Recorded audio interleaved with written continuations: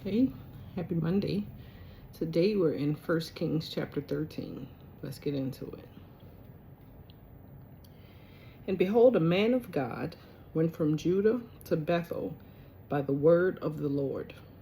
And Jeroboam stood by the altar to burn incense.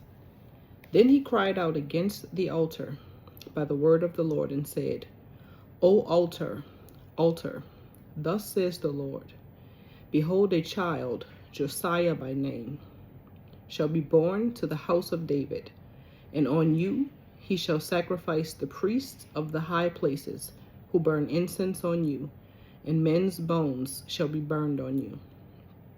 And he gave a sign the same day, saying, This is the sign which the Lord has spoken. Surely the altar shall split apart, and the ashes on it shall be poured out. So it came to pass, when King Jeroboam heard the saying of the man of God, who cried out against the altar in Bethel, that he stretched out his hand from the altar, saying, Arrest him. Then his hand, which he stretched out toward him, withered, so that he could not pull it back to himself. The altar also was split apart, and the ashes poured out from the altar, according to the sign which the man of God had given by the word of the Lord. Then the king answered and said to the man of God, Please entreat the favor of the Lord your God, and pray for me, that my hand may be restored to me. So the man of God entreated the Lord, and the king's hand was restored to him, and became as before. Then the king said to the man of God, Come home with me and refresh yourself, and I will give you a reward. But the man of God said to the king, If you were to give me half your house, I would not go in with you, nor would I eat bread nor drink water in this place. For so it was commanded me by the word of the Lord, saying, You shall not eat bread nor drink water, nor return by the same way you came. So he went another way, and did not return by the way he came to Bethel. Now an old prophet dwelt in Bethel, and his sons came and told him all the works that the man of God had done that day in Bethel. They also told their father the words which he had spoken to the king. And their father said to them, Which way did he go? For his sons had seen which way the man of God went who came from Judah. Then he said to his sons, Saddle the donkey for me. So they saddled the donkey for him, and he rode on it, and went after the man of God, and found him sitting under an oak. Then he said to him, Are you the man of God who came from Judah? And he said, I am. Then he said to him, Come home with me and eat bread. And he said, I cannot return with you, nor go in with you, neither can I eat bread nor drink water with you in this place. For I have been told by the word of the Lord, You shall not eat bread nor drink water there, nor return by going the way you came.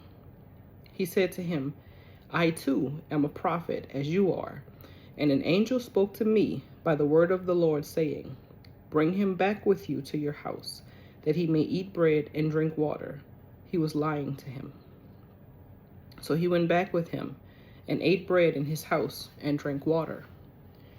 Now it happened, as they sat at the table, that the word of the Lord came to the prophet who had brought him back. And he cried out to the man of God who came from Judah, saying, Thus says the Lord, because you have disobeyed the word of the Lord, and have not kept the commandment which the Lord your God commanded you, but you came back, ate bread, and drank water in the place of which the Lord said to you, Eat no bread and drink no water. Your corpse shall not come to the tomb of your fathers. So it was, after he had eaten bread and after he had drunk, that he saddled the donkey for him, the prophet whom he had brought back. When he was gone, a lion met him on the road and killed him, and his corpse was thrown on the road, and the donkey stood by it. The lion also stood by the corpse, and there men passed by and saw the corpse thrown on the road, and the lion standing by the corpse. Then they went and told it in the city where the old prophet dwelt. Now when the prophet who had brought him back from the way heard it, he said, "It is the man of God who was disobedient to the word of the Lord. Therefore, the Lord has delivered him to the lion, which has torn him and killed him, according to the word of the Lord, which he spoke to him." And he spoke to his son, saying, "Saddle the donkey for me." So they saddled it. Then he went and found his corpse thrown on the road, and the donkey and the lion standing by the corpse. The lion had not eaten the corpse, nor torn the donkey. And the prophet took up the corpse of the man of God, laid it on the donkey, and brought it back. So the old prophet came to the city to mourn and to bury him. Then he laid the corpse in his own tomb, and they mourned over him, saying, "Alas, my brother." So it was, after he had buried him, that he spoke to his sons, saying, "When I am dead, then bury me in the tomb where the man of God is buried. Lay my bones beside his bones." For the saying which he cried out by the word of the Lord against the altar in Bethel, and against all the shrines on the high places which are in the cities of Samaria, will surely come to pass. After this event, Jeroboam did not turn from his evil way, but again he made priests from every class of people for the high places. Whoever wished, he consecrated him. And he became one of the priests of the high places. And this thing was the sin of the house of Jeroboam, so as to exterminate and destroy it from the face of the earth.